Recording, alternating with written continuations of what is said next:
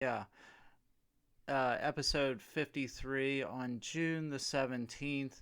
I, uh, this is kind of going to be a little bit of a mishmash of an episode, different ideas being thrown around. So, to kick it off, I wanted to kind of pick up more or less, a little bit at least, where I left off the past two or three episodes.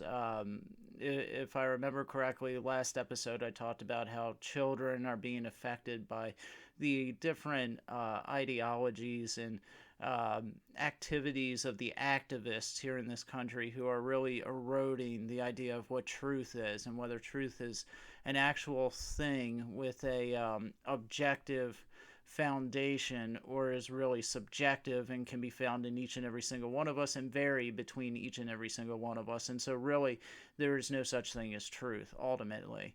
And I talked about how children really this is going to harm them, and how our activities in the culture, in the country, are really detrimental to our children, from abortion to the transgender and gay rights movement and things like that. And then before that, I talked about Pride Month because June is the Pride Month. It's been designated as Pride Month, I should say, and then before that, abortion. So to start this one off, since it's kind of a mishmash of different things, I actually wrote down in my notebook just five questions I would want to ask, like a transgender person, or actually specific. I don't know. I would ask a transgender person because I think they would have a more of an honest view of what actually the movement entails and what they really believe because they're actually living it out, as opposed to some of these activists who I think really have a raw agenda and don't really think through the inherent contradictions of the transgender philosophy, if you want to call it that. But let me just yeah, I'm going to just do that to start this off. Just read off the five questions that are here in this notebook. By, by the way, this is a bamboo sheath notebook that my wife got me. I forget where she got it, but I would recommend it to everybody. Writing on bamboo paper makes you feel oddly intellectual, even if what you're writing is pure gibberish. Anyway, five questions for transgenders. So the first one, and anybody can answer this if you're in the transgender community. And I'm not saying this to try to, even though obviously, if you've ever listened to any of the episodes that I've done in the past, you know that I disagree completely with the whole transgender movement. I think it's flawed, and, well, I'm not going to rehash my opinions of it. But they can speak for themselves. So I disagree completely with it. I think it's wrong-headed on every level, and a rejection of obvious reality. But that doesn't mean I hate anyone that's involved in it. If you've listened to my past episodes, you'll know that my anger or my vitriol is more for the activists who are pursuing, I think, this movement with a ferocity that knows no caution, that they're not concerned at all with the impact, the negative impact, and they're not thinking about at all whether there is a negative impact to these movements, the gay rights movement, gay marriage, transgenderism, or any of this stuff, abortion, the whole progressive um, leftist, although I hate the term leftist, but the whole progressive movement that we're seeing in this country, political correctness, all that. The activists that are really at the forefront of fighting those battles, like the Hollywood people, like Alyssa Milano and all them, those are the people I hold in contempt because they're in a position to know. They know better. They have the information in front of them. They know that life, for instance, according to, they claim on the one hand, when it comes to issues of evolution and God and everything like that, that they're very interested in what the scientific community has to say. They say empirical evidence that can be tested by science is the only thing that will pass their standard for what truth is. But then when it comes to the transgender or the homosexual movements, all of a sudden that just takes flight and it vanishes. They are no longer interested in science or what biology has to say. And then all that stuff is their enemy. So you see how they twist and contort like a serpent, like a snake trying to be pinned down. They really have no absolute truth to them. It's just truth is a convenience to them, and a lie can become truth just as easily if it suits their purpose. That's why I hold them in contempt, and they have no regard whatsoever for whether all this stuff that they're doing, these lies that they're telling, are having any kind of impact on the children that are coming up, the next generation. And they're using the school system and the Hollywood media unit or powerhouse, whatever you want to call it, to spread what they believe, their ideology, directly to children, intentionally to the younger generations, the ones coming up, to mold them as they would see fit. That's why I despise these people, and I have a lot of contempt for them. Now, I mean, I would say we should pray for them, obviously, because the obvious truth is, but for the grace of God, go all of us. I would say myself included. I mean, if it weren't for God's grace, I would be doing and saying the same thing. These ideas are not just wrong ideas; they're the product of a darkened, reprobate mind. One that is at enmity war with God. I believe that. I really do. Otherwise, you can't come to any sort of understanding. It defies logic. It defies reason. It defies reality. So why do they still hold to it? Well, it's obvious. There's much more at stake here than just reality. This is the antithesis, or not the antithesis, but the like a picture, an image of a spiritual reality here, of a refusal to yield. And that's what it is. That's what transgenderism is at the heart of it, and abortion, I would say. A refusal to yield to a sovereign being. It's giving the finger or shaking your fist at the heavens and saying, you will not define who I am or how I'm going to live my life or what is real. I'm going to make my own reality. I'm my own God. That's what's at the heart of it. I'm fully convinced of that.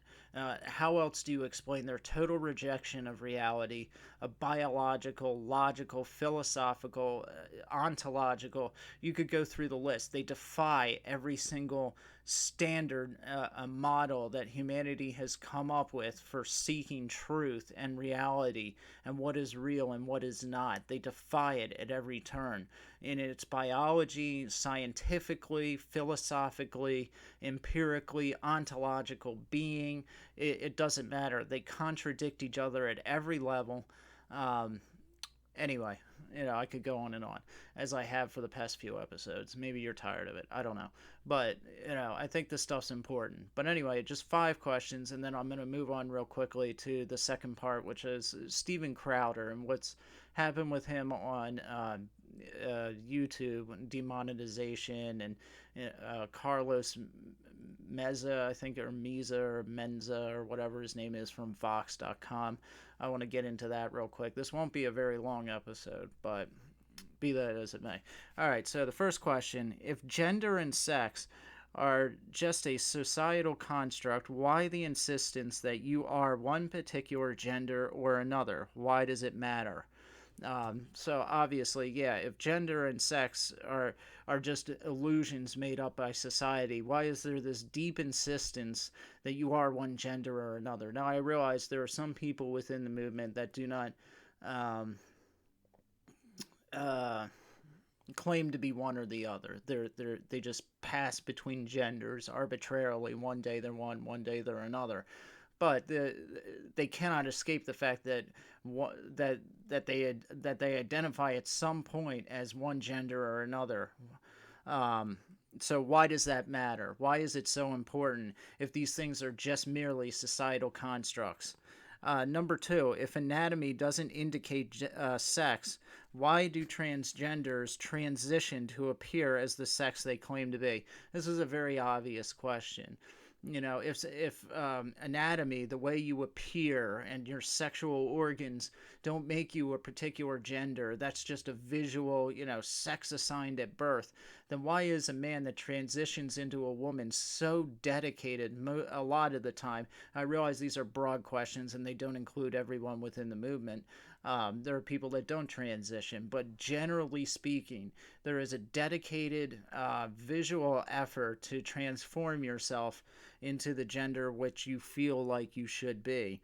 And if anatomy doesn't indicate sex, why do transgenders transition to appear as the sex they claim to be? Number three, when a man who is trans claims to, quote, feel like a woman, on what basis does he have for such a claim? Since he is a man, he can have no knowledge for how a woman feels. The second part is obviously my statement, but it's an obvious question too. When a man who is transitioning into a woman says, "I feel like a woman," by what basis do you know what a woman feels like? You've never been a woman, number one, so there's no association there. There's no ground. You have no experience off of which to base how a woman feels. And how does a woman feel anyway? Many women can't explain how a woman feels. I can't explain how a man feels. That's why biology and sexual characteristics is so crucial. These things do determine sex. How does a man feel? I have no idea. It's a perspective, it's a way of thinking, but I have no way to know exactly what it is unless I can base it off of something else that it's not, and that would be female. But I've never been a woman, so I have no idea what that may be like. If you can't adequately describe the feeling of being a man, then there is no way that you can describe the feeling of being something you've never been. Four, as a trans person, how do you know your trans identity is really you? How do you know this trans identity is really you, and your birth identity is not? So the very obvious, or I think it's obvious, that if all this stuff is subjective, there's no objective truth. How do you know for certain that the way you feel is really who you are, and that your biological, obviously, physical reality is not the real you? How do you know that? How can you trust your feelings? And this gets into, like, whether you believe in God or evolution or stuff like that, whether the chemicals fizzing in your brain is all there is to thought process, or whether that God designed it and it's based off of laws and reason that he placed there. But the question remains, how do you know to trust your feelings that you are one and not the other? And then number five, lastly, if biology isn't indicative of gender, what is a man and what is a woman? So obviously, if our biology doesn't determine what a man is or what a woman is, then what is a man and what is a woman? And if you can't define that, then how is it that you can say that I'm a woman? Or if you're a man and you want to be a woman, or even if you're just a man who's confused, how can you say what is one and what is another if biology, the biological differences between a man and a woman are irrelevant? Then how do you define it? And I mean, this is crucial because you're going off of a definition and you're creating for yourself a new definition. And if you can't define the original at all, then how do you define the new? So, anyway, those are my five questions. I don't know if anyone will bother to reply to them. Who knows? But moving on, I wanted to talk very briefly and quickly about the whole Steven Crowder thing. Steven Crowder, for those who don't know, is a conservative, claims to be a Christian conservative comedian. And I shouldn't say the word claims, or I shouldn't say claims to be, because, I have no idea. He may truly be a Christian. He claims to be a Christian, so I'm just going to say Steven Crowder is a Christian conservative comedian on YouTube. He has a YouTube show. I think it's called Louder with Crowder. He has almost 4 million subscribers on there, so his show is huge. And he has frequent battles back and forth of opinion with like the Young Turks Network, which is a socialist, with Cenk Uygur or Unger or something like that. Cenk Uygur, I forget his name, but he Cenk Uygur is the host of the Young Turks, and he and Steven Crowder go back and forth. Whoops, I bumped the camera. But anyway, Steven Crowder, his show is a daily. I think it's a daily show on YouTube.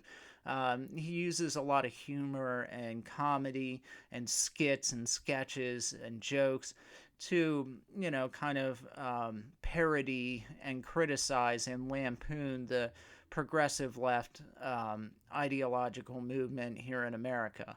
Um, as far as shows go, by today's standard, he's edgy because he's not politically correct. But by any real standard whatsoever, Steven Crowder is very tame. He doesn't curse. Um, his jokes, as far as like sexual humor or whatever, are very chaste overall. I mean, he can be a little crude sometimes, but on the whole, compared to a lot of the comedians out there in the skits, even some other conservative comedians like Owen Benjamin or Gavin McInnes, Steven Crowder is very tame. He doesn't use profanity, and there's no nudity or that kind of stuff. So in that sense, maybe he lives up to like having a Christian standard for his show.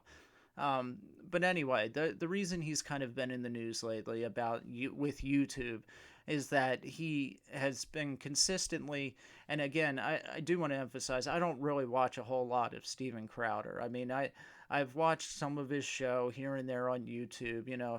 He's very famous for that change your mind videos that he makes, where he goes to rallies or pro-life or pro-choice rallies, and he says, I'm pro-life, change my mind, and he sets up a table there and films it. Those videos get millions of views. They're interesting to watch. I don't think anyone's changed his mind yet. But I don't watch a whole ton of Steven Crowder. It's just not my cup of tea. But anyway, he's been making a lot of videos about a particular journalist named Carlos Menza, I believe is how his last name is pronounced, Menza or Meza, who is a gay journalist. I think he's Hispanic too, obviously. Carlos, duh, what clued you in? From Vox.com. And Vox, for those who don't know about Vox, Vox is incredibly liberal, incredibly progressive. I mean, it encapsulates all the things that I talk about, that I criticize and think are the downfall of Western civilization. The trans movement, everything that is liberal and that I'm against, Vox celebrates. Abortion, the gay rights movement, even though it may shock some conservatives and Christians to know, from a legal perspective, I'm not against gay people getting married. Now I'm open to be convinced one way or another on the issue, but I just think in our system of government here, I don't think that that's the hill we should die on. I think the battle should be fought in the culture, not legislatively. I don't think that we should legislate those types of things.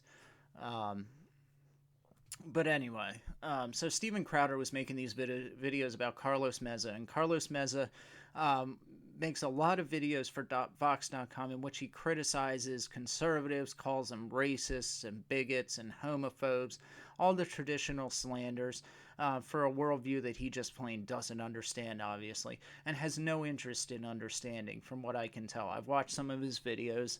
I'm pretty familiar with Vox.com. Vox, on the whole, is very hostile towards Christianity, towards Christians, the Christian worldview, towards the idea of a savior coming and dying, the concept of a sovereign God who one day we will stand before and give an account of every thought, word, and deed.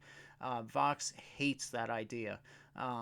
Morality and truth is relative. It's incumbent of the person that you're speaking to define their own truth and morality, etc. Pro-abortion, pro-gay rights, pride all the way, pro-transgender, open borders. I mean, you name it. Anything that conservatives are against, take the guns away, anti Second Amendment, not pro free speech. They are not for free speech, as we'll see in a second. But anyway, so Steven Crowder made a lot of videos making fun of Carlos Meza. Now, first, I do want to say I watched Carlos Meza on Twitter put together a clip of a lot of the videos that Steven Crowder made making fun of him. And this part of it, I don't like what Steven Crowder did. And, some people in the conservative movement will probably call me a traitor or something like that for saying this. I should stick with the herd. But I don't like I don't agree with Carlos Meza, or his worldview. I don't believe homosexuality is right. I think it's a sin. I think it's a perversion of the natural order that God intended. You can say I disagree with him on just virtually everything you could disagree with a person on. And I think that his worldview is contributing to the decline of society, Western civilization, our culture, and that it's a representation of God pulling out his restraint. Okay, so that's harsh. I realize that. But at the same time, I don't like the way Steven Crowder was talking about him, calling him queer, making fun of his lisp. Gay people have affect a kind of feminine lisp. I'm not going to do it to make fun of them, but it's very easy to make fun of people, and it's a lot harder to actually deconstruct, take seriously their arguments, and show why they're wrong. And Steven Crowder does that too. I'm not saying he doesn't, but I think it's very easy to fall into a habit of just mocking and ridiculing something rather than seriously deconstructing it for intelligent audiences. Now, I mean, again, Steven Crowder's show is a comedy show. It's meant to entertain and be funny, and generally speaking, from what I've seen, he is. But I don't think that claiming to be a Christian and then mocking somebody, calling them a lispy queer and all this kind of stuff is what we should be doing. I just don't. And I don't want to be a hypocrite because I know that I've done things exactly like that in the past. I have. I admit it. There may be people that watch this video right here that would say, be screaming at the screen right now that I'm a hypocrite. And it would be true to an extent. Yes, I've said those kinds of things. I've made fun of people for that kind of stuff in the past. Of course I have. I think if everybody was honest, we all have. Just be honest. And that's not a good thing. And I would agree to an extent with the gay community that needs to change. Whether you agree with their lifestyle or not, mocking them and ridiculing them is not the right response. Now, Steven Crowder defends his humor and what he was doing by saying that it was a response to Carlos Menza's demonization of Crowder and conservatives, and how Carlos Meza on Vox with his own videos routinely lies about conservatives, demonizes them, calls them bigots and homophobes, and is now using hate speech, Steven Crowder's hate speech, to try to silence him. So that's how Crowder would defend it, and how he kind of does. I don't think that holds water, because as a Christian, he should know that you don't return evil for evil. You don't engage in the same sins that somebody's enacting on you. You treat others how you would want to be treated. Now, again, it's a comedy show, So I get you have to be funny and a little bit, you want to be a little edgy, because that's just what people respond to today. But there's a way to do that without mocking somebody for affecting a lisp, a queer lisp, a gay lisp. We all know it, the effeminate tone that a man affects, when he's gay. You don't have to stoop to that level. There were other things that were in the video, but that's the gist of it. It wasn't, Crowder wasn't using the word fag. He not that I heard, at least. I've never heard him say that. I don't think so. Maybe he has. I don't know. I don't watch his show all that much, but And if he has said that word, as much again as I disagree with the gay rights movement, that's not a word you should use. It's just not. I mean, we shouldn't intentionally be offensive in an insulting way. Um, there's ways that you should be offensive. The gospel is offensive. Truth is offensive to people who are living a lie.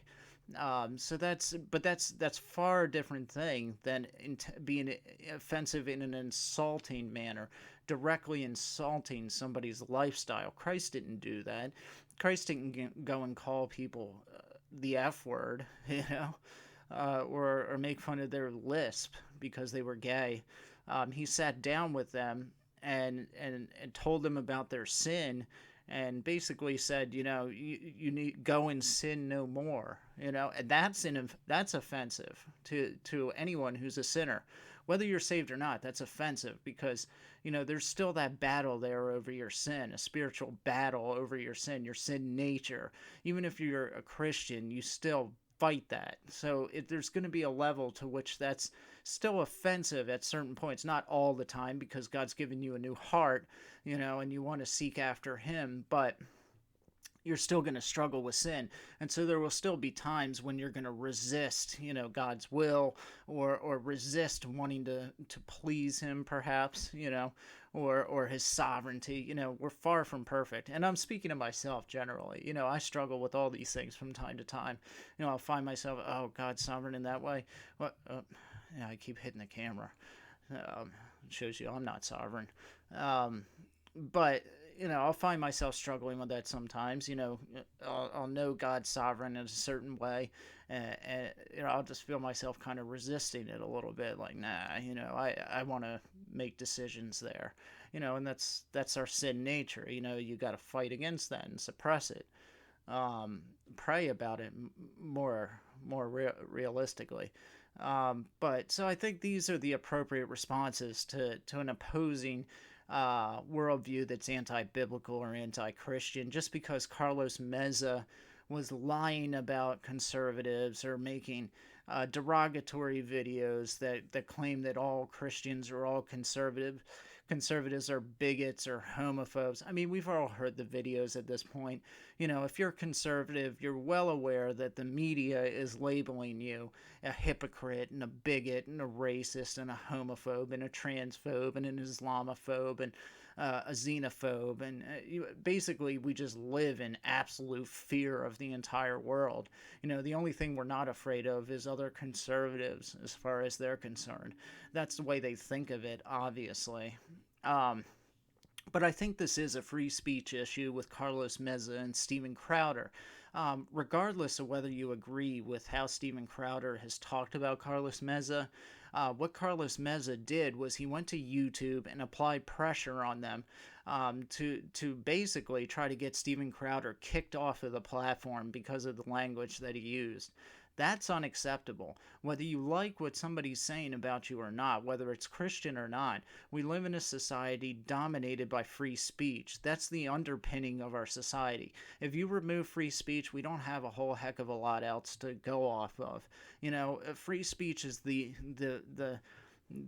like I said, the underpinning, and if you remove it, all the other freedoms collapse directly. It's what holds them all up. That's your foundation for a free society, is free speech, the right to engage in dialogue, to disagree, to have a conversation, to express your views, to give a point of view that is in direct conflict with maybe the majority of the people in the country. All these things, that is the foundation for a free society, I think, humanly speaking.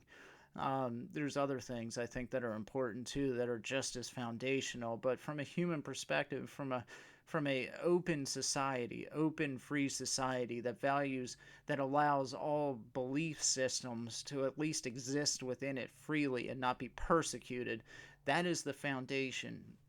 And so, what Carlos Meza is doing is obviously wrong.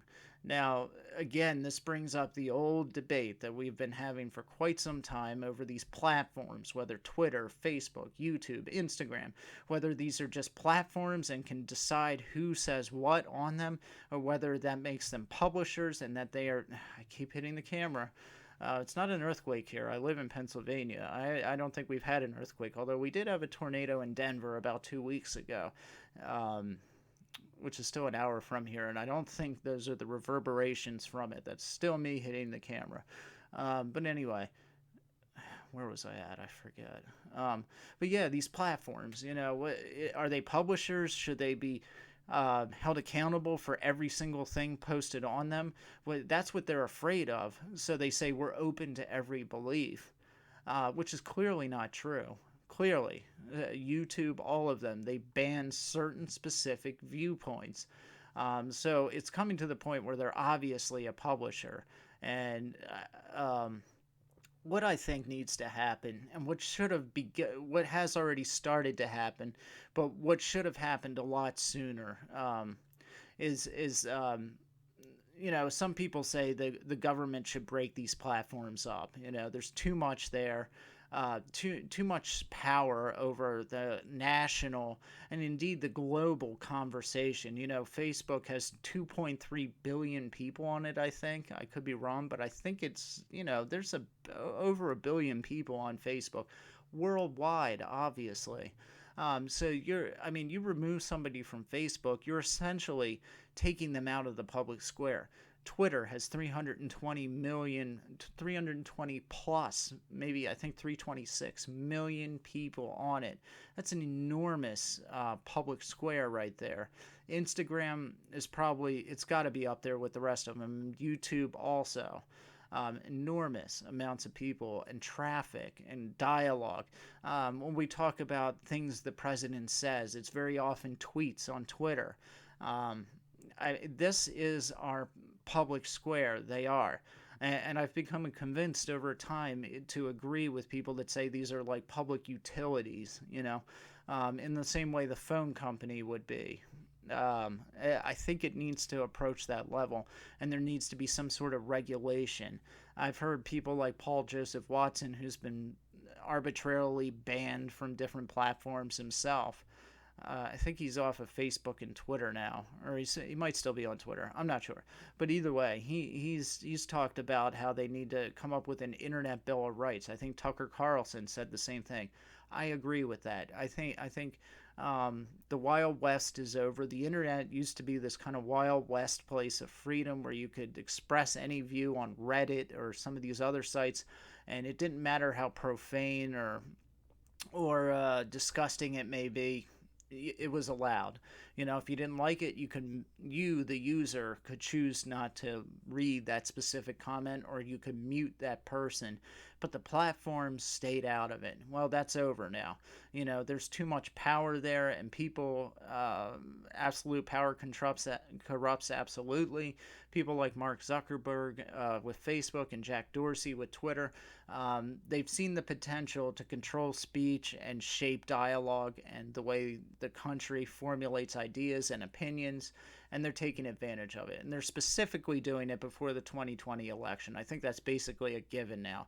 Why do you think people like Milo Yiannopoulos and Alex Jones and Laura Loomer have been removed from the vast majority of these platforms? I think Milo's on Twitter now, or not Twitter, YouTube, and that's it. Same with Laura Loomer.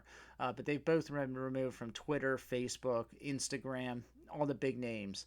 Gavin McInnes is being removed from every known platform. Alex Jones has been taken off every single one of the major ones.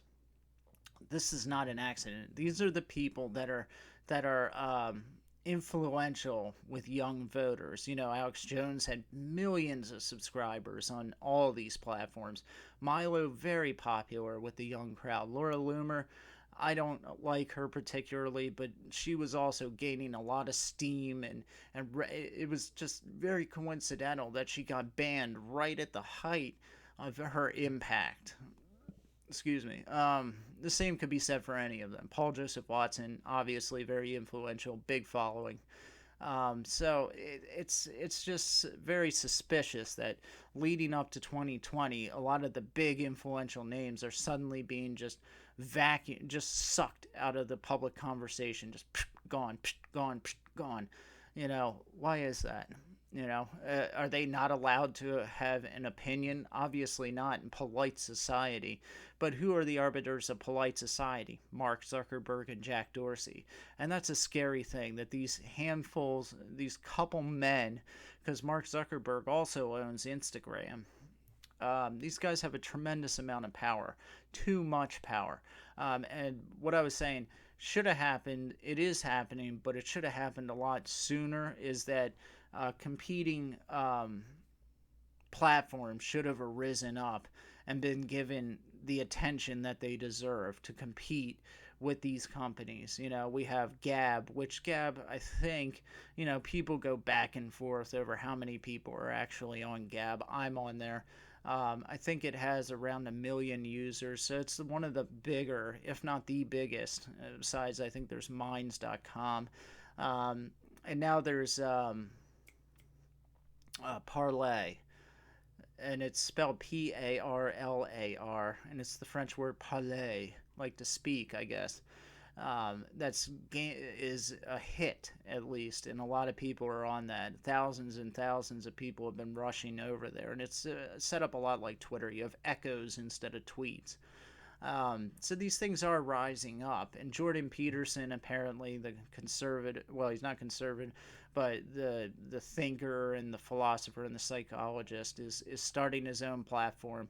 uh, Good, great, and I hope a lot of people leave these Twitter type places and go to those Jordan Peterson and Gab and Parlay or whatever. I hope people flock to them. These Facebook needs to be broken up. Same with Twitter.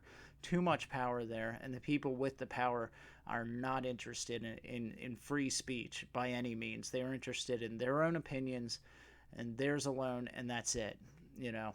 Um, so the Steven Crowder thing, I think at its bottom level, is frightening in that it's just another conservative who, whether you agree with the fact that he said the word queer or he was making fun of Carlos Meza or any of that, whether you actually agree with it or not, at the end of the day, it's once again somebody trying to silence somebody else who they don't like. Carlos Meza is trying to silence Steven Crowder because he does not like Steven Crowder.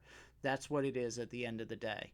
Now, also, very quickly, I will say that part of Carlos Meza's complaint against Steven Crowder is that a lot of Steven Crowder's followers have used very hateful language against him, tried to dox him, which means put his personal information out there on the internet, uh, call him very derogatory names, and flood his inbox on email or whatever with threatening messages and just all kinds of garbage. That's wrong, of course, but you know what? That's what happens when you're a public figure on the internet. It doesn't make it right, but we could go to anybody there. Steven Crowder gets his own fair share of death threats and hate mail, not to mention everybody else. You come join the conservative side, buddy. All of us, all not me. I'm nobody really, but all of us in the conservative movement are are labeled haters and bigots and phobes of every stripe and kind, by people like Carlos Meza. And so we're effectively silenced from the public sphere. Um, so this goes both ways. To say that it's just Steven Crowder's followers saying horrible things is just that's giving a very narrow view on what happens on the internet.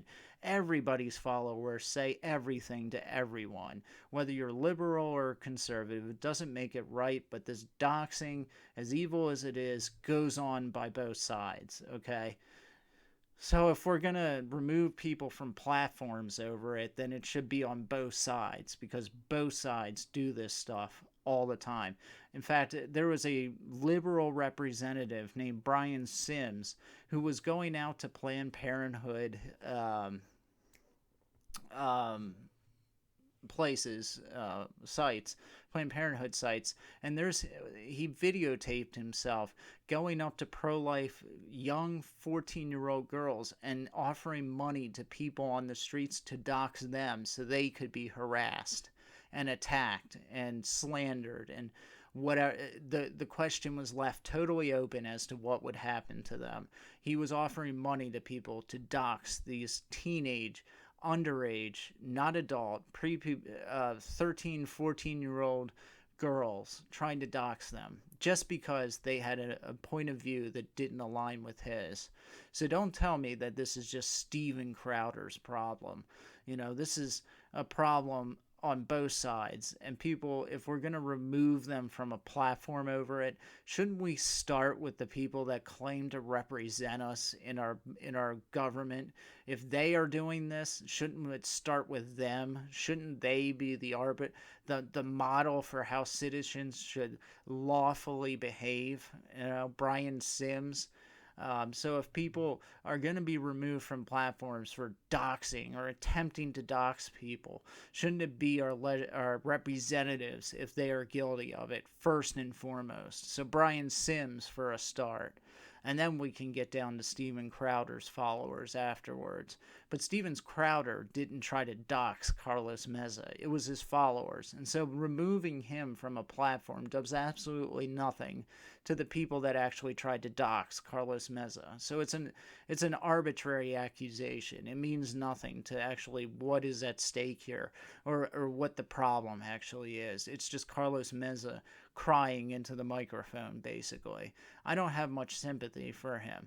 I do not agree with the language that Steven Crowder used, but I have very little sympathy for Carlos Meza because he does the very same things that Steven Crowder complains about, or that he complains Steven Crowder is doing to him. It's just Steven Crowder happens to be funnier than him is really what it comes to at the end of the day, and he's more influential, and he's funnier, and more people listen to him and respond to the stuff that he says. And Carlos Meza, at the end of the day, is boring, and most of his videos can be easily debunked. So, anyway, I've gone on long enough. This was episode 53. I keep knocking this camera. I'm not going to edit it, though. That shows how real I am. This is reality TV. You can see the sweat on my forehead. My wife told me I need to put makeup on or something, but nah, it ain't going to happen. I'm a man. Men do not wear makeup. I'm sorry. I know that's a homophobic thing to say, but whatever. Hopefully I don't get removed for saying it from whatever platform I'm on. Anyway, episode 53, somebody's race car outside the window. That's a good sign to stop. All right, so I'll meet you again next week. Not sure what it'll be on, but there will be an episode as always. In the meantime, good night and God be with you.